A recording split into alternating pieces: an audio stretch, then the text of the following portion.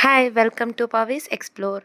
So ಇವತ್ತು ನನ್ನ ಈ ವಿಡಿಯೋದಲ್ಲಿ ಮತ್ತೆ ನಾನು ಅಡುಗೆ ರೆಸಿಪಿನ ತೋರಿಸ್ತಾ ಇದ್ದೀನಿ. ಸೊ ಇವತ್ತಿನ ಈ ವಿಡಿಯೋದಲ್ಲಿ ನಾನು ನಿಮಗೆ ಈಸಿಯಾಗಿ ಮಾಡ್ಕೊಳ್ಳುವಂಥ ಚಟ್ನಿ ಪುಡಿನ ಯಾವ ಥರ ಮಾಡಿದೆ ನಾನು. ಸೊ ಬೇರೆ ಬೇರೆ ರೀತಿ ಚಟ್ನಿ ಪುಡಿಗಳನ್ನು ಮಾಡ್ತೀರಾ. ಸೊ ಫೇಮಸ್ ಅಂದರೆ ನಿಮಗೆ ಗೊತ್ತು, ಕಡಲೆ ಬೀಜದ ಚಟ್ನಿ ಪುಡಿನೇ ತುಂಬ ಎಲ್ಲ ಇಷ್ಟಪಡ್ತಾರೆ ಅಂತ. ಸೊ ಇವತ್ತಿನ ನನ್ನ ಈ ವಿಡಿಯೋದಲ್ಲಿ ನಾನು ನಿಮಗೆ ಯಾವ ರೀತಿ ಈಸಿಯಾಗಿ ಈ ಚಟ್ನಿ ಪುಡಿನ ಮಾಡ್ಕೋಬೋದು ಅಂತ ತೋರಿಸ್ತೀನಿ. ಸೊ ಇದು ಮ್ಯಾಕ್ಸಿಮಮ್ ನಿಮಗೆ 15 ಮಿನಿಟ್ಸಲ್ಲಿ ಮಾಡ್ಕೋಬೋದು ಎಲ್ಲ ರೆಡಿ ಆಗಿದ್ದರೆ. ಸೊ ಇದಕ್ಕೆ ಬೇಕಾಗಿರೋ ಮೇನ್ ಇಂಗ್ರೀಡಿಯೆಂಟು ಕಡಲೆ ಬೀಜ, ಸೊ ನೆಕ್ಸ್ಟ್ ಉಪ್ಪು, ಬೆಳ್ಳುಳ್ಳಿ, ಆಮೇಲೆ ಖಾರದ ಪುಡಿ, ಸ್ವಲ್ಪ ಹುಣಸೆಹಣ್ಣು ಮತ್ತು ಸಕ್ಕರೆ ಅಥವಾ ಬೆಲ್ಲನ ನೀವು ಉಪಯೋಗಿಸ್ಕೋಬೋದು.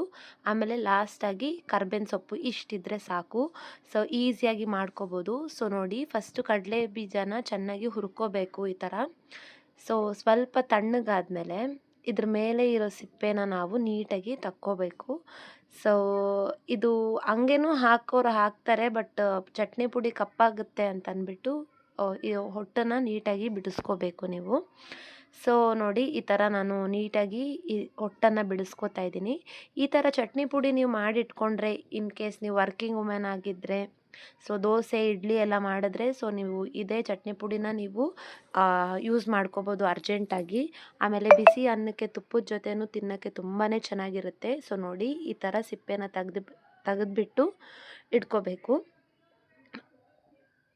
ನೀಟಾಗಿ ಈ ಥರ ತೆಗಿಬೇಕು. ನೋಡಿ, ಗೊತ್ತಾಗ್ತಾ ಇದೆ ಅಲ್ವಾ ನಿಮಗೆ? ನೋಡಿ, ಇವಾಗ ನಾನು ಎಲ್ಲನೂ ತೆಗ್ದಿಟ್ಕೋತಾ ಇದ್ದೀನಿ ಈ ಥರ ಸಿಪ್ಪೆನೆಲ್ಲ ಬಿಡಿಸಿ. ಸೊ ಸ್ವಲ್ಪ ತಣ್ಣಗಾಗಬೇಕು. ಇದು ಬಿಸಿ ಬಿಸಿನಲ್ಲೇ ನೀವು ಪೌಡರ್ ಮಾಡಿ ಇಟ್ಕೊಳ್ಬಾರ್ದು. ಸ್ವಲ್ಪ ತಣ್ಣಗಾದ್ಮೇಲೆ ನೋಡಿ, ನಾನು ಇವಾಗ ಈ ಜಾರ್ಗೆ ಬರೀ ಫಸ್ಟ್ ರೌಂಡ್ಗೆ ಕಡಲೆ ಬೀಜ ಮಾತ್ರನೇ ಹಾಕೋತಾ ಇದ್ದೀನಿ. ಸೊ ಸ್ವಲ್ಪ ಕಡಲೆ ಬೀಜನ ಹಾಕಿ ನಾನೀಗ ಪೌಡರ್ ಮಾಡಿ ಇಟ್ಕೋತೀನಿ. ಸೊ ನಾನು ಹೇಳಿದೆ, ಇದು ನಿಮಗೆ ಬಿಸಿ ಬಿಸಿ ಅನ್ನದ ಜೊತೆ ತುಪ್ಪ ಹಾಕ್ಕೊಂಡು ತಿಂದರೆ ತುಂಬಾ ಚೆನ್ನಾಗಿರುತ್ತೆ. ಸೊ ಮಕ್ಕಳು ಇದ್ದಾರೆ ಅಂದರೆ ನಿಮಗೆ ಇದು ಪುಡಿ ಇಡ್ಲಿ, ಪುಡಿ ದೋಸೆ ಅಂತ ಹೇಳ್ತಾರಲ್ವ, ಅದಕ್ಕೂ ಕೂಡ ನೀವು ಇದನ್ನು ಯೂಸ್ ಮಾಡ್ಕೋಬೋದು. ಸೊ ನೋಡಿ, ನಾನು ಫಸ್ಟ್ ಟ್ರಿಪ್ ಬರೀ ಕಡಲೆ ಬೀಜ ಮಾತ್ರ ಹಾಕಿ ಪುಡಿ ಮಾಡ್ಕೊಂಡಿದ್ದೀನಿ.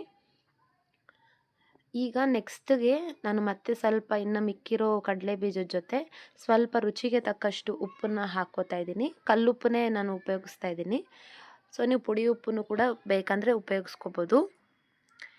ನೆಕ್ಸ್ಟು ಒಂದು ಹಿಡಿಯಷ್ಟು ಬೆಳ್ಳುಳ್ಳಿನೂ ಅಷ್ಟೇ ನೀಟಾಗಿ ಸಿಪ್ಪೆ ತೆಗೆದು ಇಟ್ಕೊಂಡಿದ್ದೀನಿ ನಾನು. ಸೊ ಒಂದು ಹಿಡಿಯಷ್ಟು ಬೆಳ್ಳುಳ್ಳಿ ಹಾಕಿ ಆದಮೇಲೆ ಸ್ವಲ್ಪ ಕರಿಬೇವು, ಆಮೇಲೆ ಖಾರದ ಪುಡಿ, ಹುಣಸೆಹಣ್ಣು, ಸಕ್ಕರೆ. ನಾನು ನಿಮ್ಗೆ ಹೇಳಿದೆ, ಸಕ್ಕರೆ ಬದಲು ಬೆಲ್ಲ ಕೂಡ ಉಪಯೋಗಿಸ್ಕೋಬೋದು. ಇಲ್ಲಿ ಖಾರದ ಪುಡಿನೇ ನಾನು ಉಪಯೋಗಿಸ್ತಾ ಇದ್ದೀನಿ, ಯಾಕಂದರೆ ಮೆಣಸಿನ್ಕಾಯಿ ನಾನು ಇಲ್ಲಿ ಉಪಯೋಗಿಸ್ತಾ ಇಲ್ಲ. ಸೊ ಕಲರ್ಗೆ ನೀವು ಬೇಕಾದರೆ ಬ್ಯಾಡಗೆ ಮೆಣಸಿನ್ಕಾಯಿ ಕೂಡ ಯೂಸ್ ಮಾಡ್ಕೋಬೋದು, ಇನ್ನೂ ಕೆಂಪಗೆ ಬೇಕು ಅಂದರೆ. ಸೊ ನಾನು ಉಪಯೋಗಿಸಿರೋ ಖಾರದ ಪುಡಿನೇ ನೋಡಿ ಎಷ್ಟು ಕೆಂಪಾಗಿದೆ ಅಂತ. ಸೊ ಈಗ ಈ ರುಬ್ಬಿರೋದನ್ನು ಕೂಡ ನಾನು ಫಸ್ಟ್ ಬರೀ ಕಡಲೆ ಬೀಜ ರುಬ್ಬಿದ್ನಲ್ವ, ಅದ್ರ ಜೊತೆ ಇದನ್ನು ಮಿಕ್ಸ್ ಮಾಡ್ತಾಯಿದ್ದೀನಿ. ಸೊ ಮಿಕ್ಸ್ ಮಾಡಿ ಎಲ್ಲನೂ ಚೆನ್ನಾಗಿ ನೋಡಿ ಈ ಥರ ಕಲಿಸ್ಕೋಬೇಕು. ಯಾಕಂದರೆ ಸ್ವಲ್ಪ ಹುಣಸೆಹಣ್ಣು ಹಾಕಿರ್ತೀವಲ್ವ, ಮತ್ತು ಬೆಳ್ಳುಳ್ಳಿಗೆ ಸ್ವಲ್ಪ ಅಂಟು ಥರ ಆಗಿರುತ್ತೆ.